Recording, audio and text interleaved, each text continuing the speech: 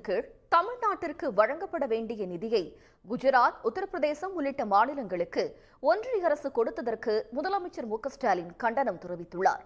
தமிழ்நாட்டிற்கு எதிரான ஒன்றிய பாஜக அரசின் அநீதி எல்லை மீறி செல்வதாக அவர் விமர்சித்துள்ளார்.